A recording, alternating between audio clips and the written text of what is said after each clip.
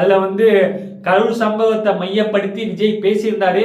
அந்த மதியழகனை கூப்பிட்டு ஒரு ஹக் பண்ணி அந்த கட்டி பிடிச்சிக்க வந்து அது ஒரு அவருக்கு ஒரு 15 நாள் சிறையில இருந்து, சரியா தெரியல 15 நாள் என்னன்ட்டு, அந்த மாதிரி சிறையில இருந்து வந்தவருக்கு ஒரு கட்சி தலைவர் வந்து எந்த அளவு ஆதரவு கொடுத்தாருங்கிறத வந்து ஒரு நல்ல விஷயமா பார்க்கணும். பட் அதையும் இங்க வந்து ஒரு சில நபர்கள் வந்து கரூர்ல இது மாதிரி அப்படி நடந்திருக்கு, இவங்க மாதிரி கொண்டாடுறாங்க.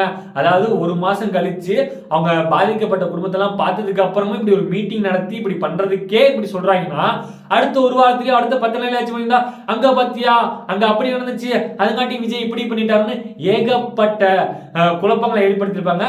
பட் அவங்க நிதானமா முடிவு எடுக்கிறாங்க. எஸ், இந்த நிதானம் முக்கியம் தான். ஆனா எந்த அளவுக்கு நிதானமா இருக்கிறது தான் முக்கியம். தாவேக்கா அந்த பட்சத்துல கரெக்டான பாதையில தான் போறாங்கிறத நான் நம்புறேன். ஒரு தாவேக்கா ஆதரவாளரா மக்களும் நம்புவாங்கன்னு நினைக்கிறேன். எஸ், அதாவது வாயை